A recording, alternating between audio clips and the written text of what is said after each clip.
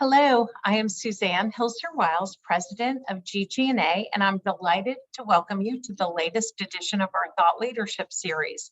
If you have questions, please submit them via the Q&A button at the bottom or top of your screen. We won't have time to answer them today, but we will post answers on our website in the coming days. I am joined today by Mike Degenhart, Assistant Vice President of Planned Giving at Penn State University, which he has served for over 15 years.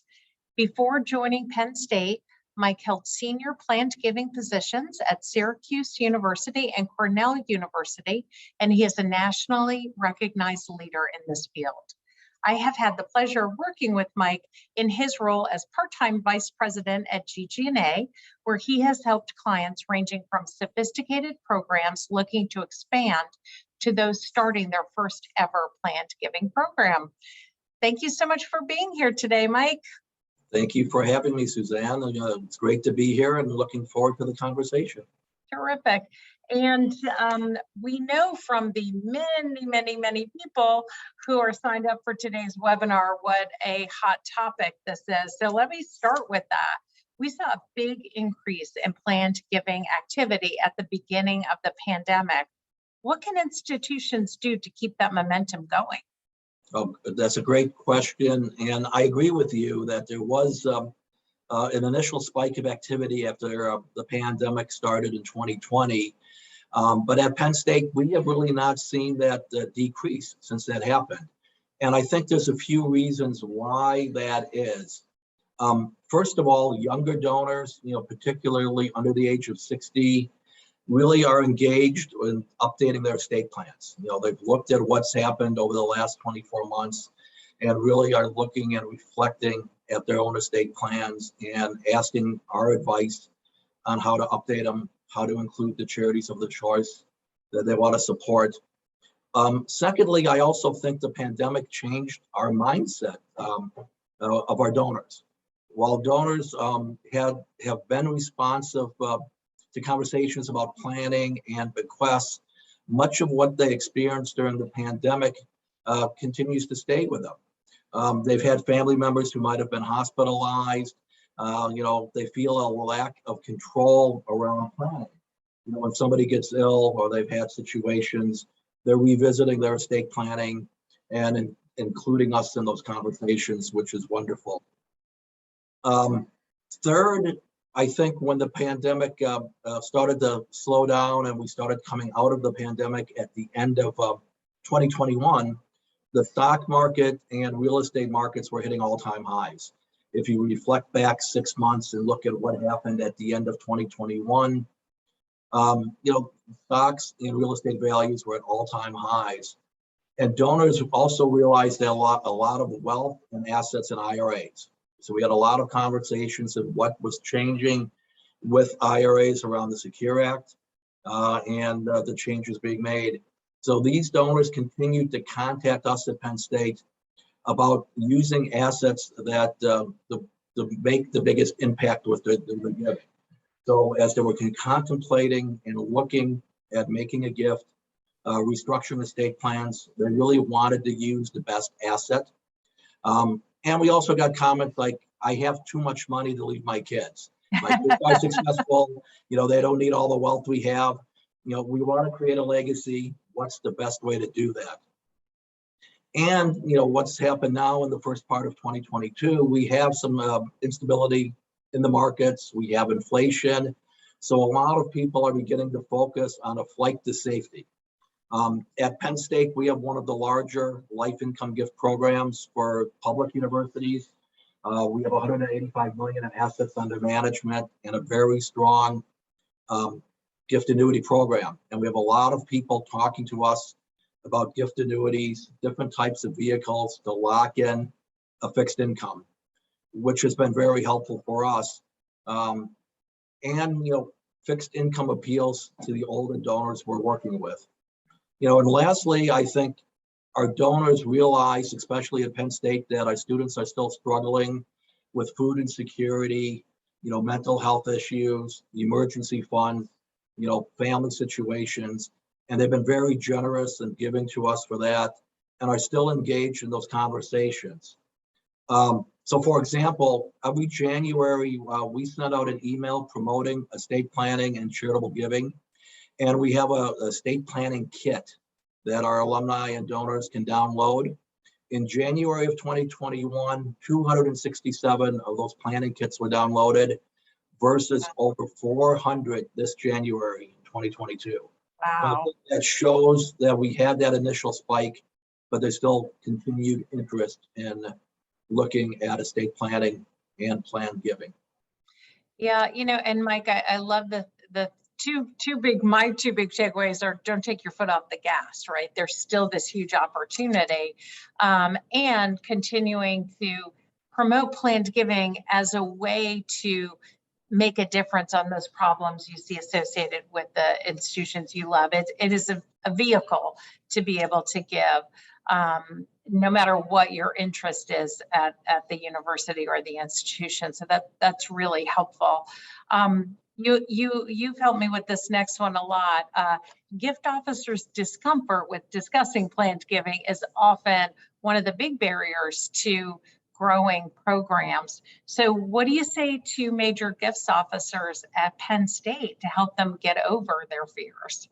I guess that's sort of the $64,000 question on how to get your colleagues to really bring you in as a partner. So first of all, at Penn State, we make it very clear that my team is the expert on these types of gift vehicles and planning situations. And we don't expect the major gift officers to be those experts. We want the major gift officers to help identify prospects who might be interested in a planned gift or a blended gift, and then bring us into the conversation to talk about the technical details and work with them. So one thing that we have found very effective is doing training sessions for our major gift officers. And Penn State has a very large team, as you know, in terms of the number of units and major gift officers we have across the Commonwealth of Pennsylvania at all our campuses. So we really do a lot of the Zoom webinars like we're doing here. And put them so they can be viewed again. They can send them on to donors. And we really work to reiterate plan giving concepts and to remind the major gift officers about the details to help them identify prospects who might fit into some of those cues and clues. So it's really what to listen for and how to respond. So it's almost having an elevator speech. I'd like to make a gift, but I'm worried about the stock market. If I could show you a way to make a gift and increase your income, would you like to talk to one of my colleagues in the gift planning office? So it's really working to keep gift planning top of mind for the major gift team, so they remember to ask and engage prospects around those topics. We also have a good category of resources available, and it's on our website under our resource section. So anyone listening today can go to that section and download any of our fact sheets or other marketing materials. And we have over a dozen on there. As I said earlier, we make our webinars available that can be sent out to prospects who might not have been able to join us. But we really try to work with our major gift officers to help them frame how to talk about a planned gift with the donor. So we really help them to strategize as we do goal setting and mid-year goal setting. And our senior leadership team here at Penn State is very supportive of having the MGOs identify gift planning prospects, working closely with our office. And we came up with a new way to work on proposals that we call proposal closure.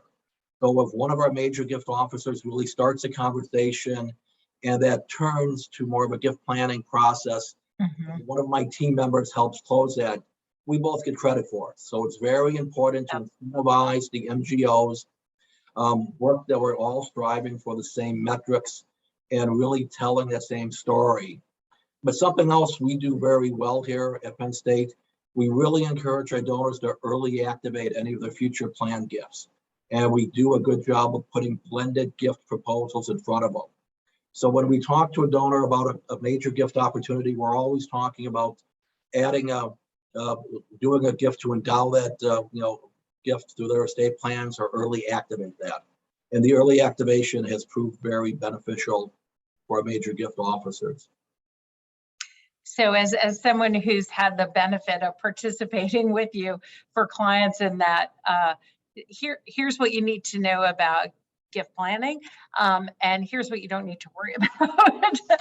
I think does a lot to build confidence, and really, really helpful is sort of the basics of it. And you don't have to be a lawyer. You don't have to know the answer to every question to start the conversation. I feel like that's a big barrier at first for folks. I mean, and I agree with you. I mean, our major gift officers really need to understand the benefits of a planned gift. And if you understand the benefits and have the listening skills with the donors, you know when to bring a member of my team in.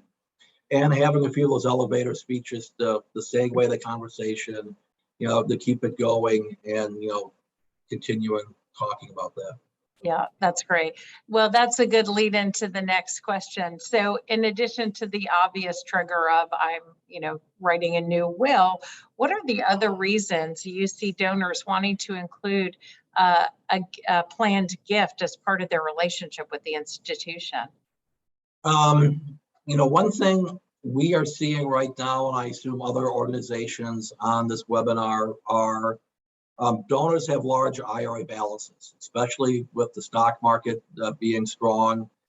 Donors have large IRA balances. We've been seeing a lot of QCDs, qualified charitable distributions. Our institution, we are lucky. We have a large donor base, and we're getting $5 to $6 million in QCDs, with a lot of people giving us 100,000, the maximum they can. So we really have been intentional working with our major gift staff when they get QCDs to go back to those prospects and ask them, have you included Penn State in your will or estate plan? And it's as easy as doing a beneficiary designation on an IRA. And we're seeing a lot of people who are making those beneficiary designations and knowing that it's the worst asset to leave to heirs, to children. In light of the Secure Act now, we are actually having some great conversations with donors about that. As I said earlier, Penn State is one of the largest life income gift programs for a public university, approaching 200 million. So we do a lot of marketing around our life income gift program. And I think doing that national marketing helps our donors realize that we have a strong gift annuity program, a strong chattel remainder trust program. And I'm still amazed how many of our donors, even though we market very heavily on that, don't realize we do gift annuities. And we have that conversation, but you know, we really are intentional about our life income gift program and marketing those types of assets. I mean, those types of gift vehicles, because donors have assets they want to convert, appreciate stock, real estate, and get a life income off that. And you know, we have a very strong program. And people right now, because of inflation and what's happening, are sort of doing that flight to safety. If they trust Penn State, they trust the charities they work with in order to manage those funds and pay a strong life income. And lastly, you know, we're really having a lot of conversations, especially with our major gift donors now and higher net worth donors who are worried about the sunset of the estate and gift tax exemption in 2025. There's still a lot of uncertainty out there. And even though that's 3 years away, you know, they're questioning, how is my estate plan structured and how can I include the charities I support in crafting a legacy? So we're seeing a lot of conversation around that topic also. Yeah, really, really interesting. So, well, and so I think the other thing that you're really pointing out is the more, you know, the more thoughtful institutions can be to reacting to some of these opportunities and changes in the law or financial conditions. There probably are different opportunities at different times with donors as well. And there's a lot of articles in the press talking about this. And I think people are getting conflicting messages. And I've heard that from our donor base. They'll talk to their advisor and say, well, my advisor told me this. Well, your advisor misspoke. You know, this is what it really is. And you know, we try to keep some of the articles we'll see in the Wall Street Journal, Forbes, that we can send sort of as a third party backup, in addition to our marketing material to show if it's well written, and we have a library of that. But it's just helping people to get through the noise of what's out there. And just because, you know, their advisor works with them in one area financially or the investments, they might not understand the charitable piece. So it's Mhm. really bringing that team to the table. And I view, our gift planning staff as part of that team. Yeah, great. Well, so you have a, relatively large gift planning team at Penn State. How many people are on your team there? I think 18 report to me, between frontline fundraisers of about 8, gift administration people. We draft all the gift agreements. So it's a big team. Yeah. Okay. So given that, what advice would you give to institutions with smaller staff who may not even have a dedicated planned giving team? Things to avoid, things to focus on. What would you tell them to do? I mean, I think planned giving can be done at any size institution. As you know, I've worked with some very some smaller clients for GG&A and stuff. But I think it starts with just working on including information on how to make a bequest to your organization. So is that doing something as simple as putting a message on your annual giving pieces about leaving a legacy or a bequest to your organization. Creating a simple reference sheet that that gives your organization's name, tax ID number with simple bequest language that can be emailed out to a donor, to an advisor. And if you have an annual giving staff, even that's 1 or 2 people who are doing annual giving, loyalty is the biggest factor for planned gifts, as you know from the work we do. And anybody who has made an annual gift to your organization, thank them for that annual gift and ask them if they would include your organization in the will or estate plan. I do not think that's an invasive type of question to somebody who is supporting your organization. So I think there's a lot of things smaller charities can do that have small budgets. Also, cultivating local advisors, the attorneys, the CPAs, the financial advisors, and sending a letter to them and saying, if you have any clients who are interested in supporting our organization, here's our legal name, tax ID, the sample bequest language. The beauty of that is attorneys can set up trusts for their clients that the organization does not need to be involved with. All the advisor needs to know is how to list your organization. So I think that educational process can be done. There's great generic marketing materials out there from different vendors that can be purchased at the that's relatively inexpensive. And they have stuff on leaving a bequest, year-end giving, beneficiary designations. One of the local charities I work with here in State College buys a generic year-end giving piece, and it's sent out with a letter from the executive director from that organization, encouraging people to consider leaving a legacy for their organization. And they get notified every year from a few people who said, I've already included you in our estate plans. But because they weren't asked, they didn't raise their hand. And doing things like that for smaller charities is an easy way to do that. And the other thing is that we notice with a lot of the smaller charities I volunteer with here in State College or work with through GG&A, a lot of the bequests they receive are unrestricted, because their prospects don't know they can create an endowment or a program support fund or doing something that way. So I think, again, smaller charities need to keep it simple, encouraging a bequest. But then if a donor advisor wants to know how that bequest can help that organization, they can have further conversations about potential endowments or program support funds or a donor designated type fund. But again, it's just keeping it simple, keeping the message in front of them, tag lines on emails, tag lines on marketing materials.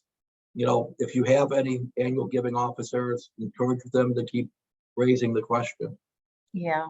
Yeah, it's interesting, right? Because so often when we talk about blended gifts, right, we're thinking about really big gifts, and planned giving may be part of it, but you're really talking about just making sure people are thinking about all the vehicles they have available to them, even if their normal gift is to write you a $500 check.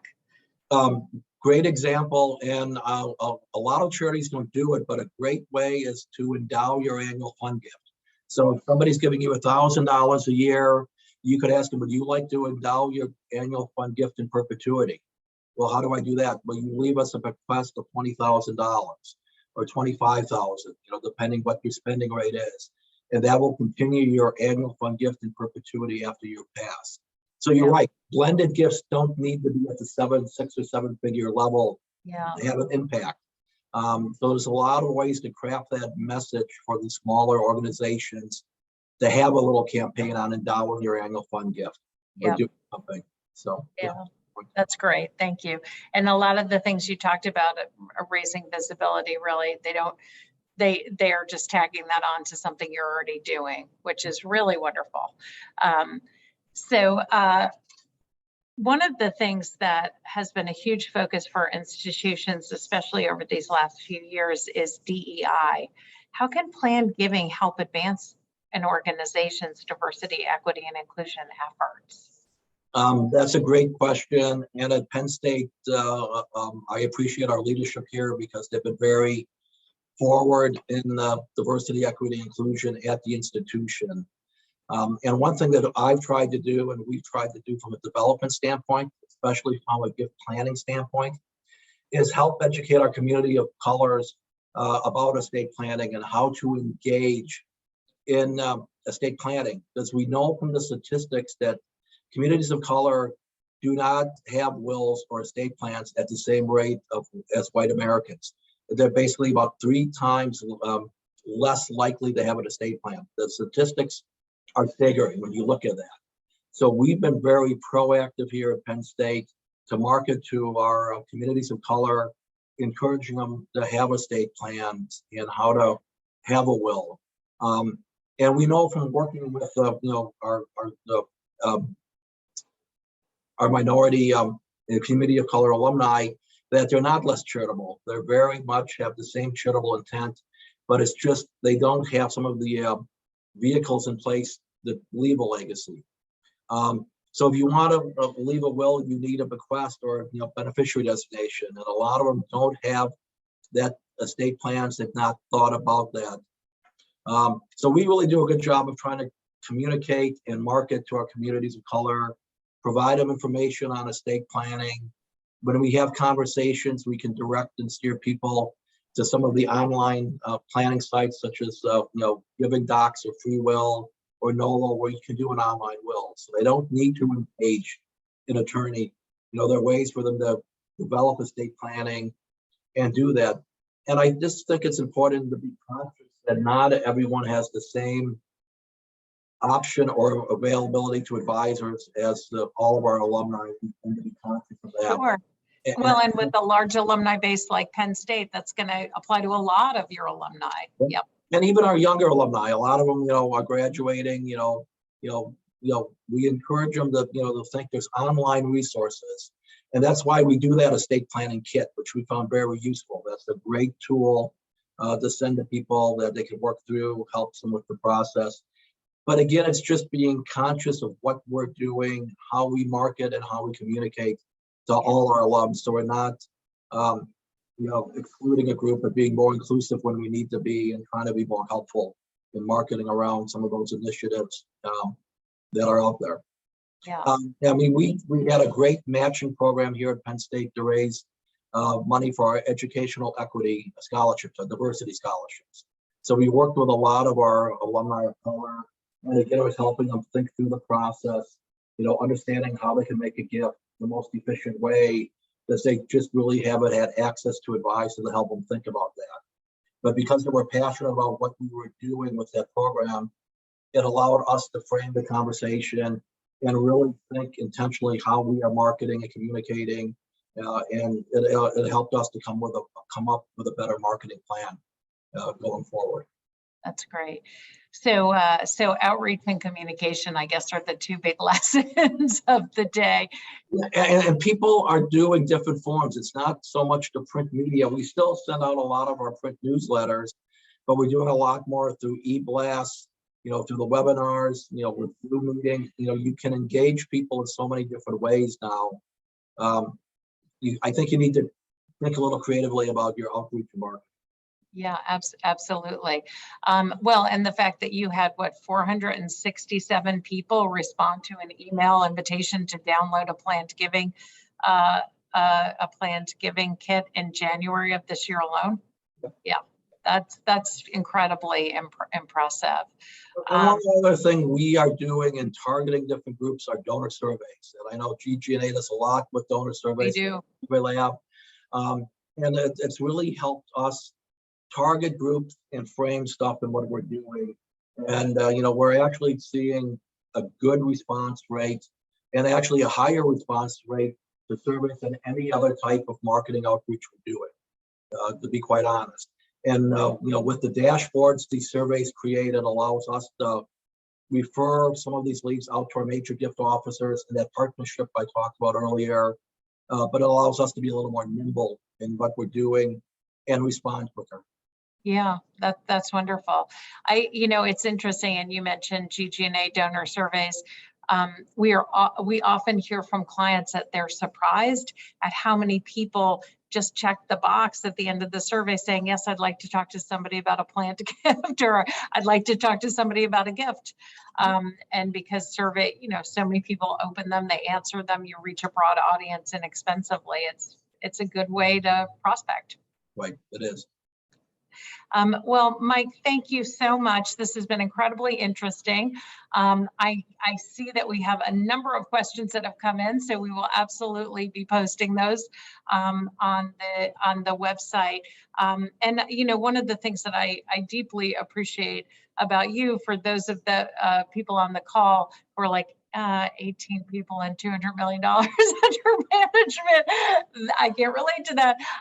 I can speak to, having worked with you with a number of clients, on how thoughtful you are about thinking about how do we take some of these really strong practices and apply them to places who have somebody, instead of 18 people, have an 18th person who can focus on this. Just applying best practices to the organization. You make it fit and work for the organization you're working Absolutely.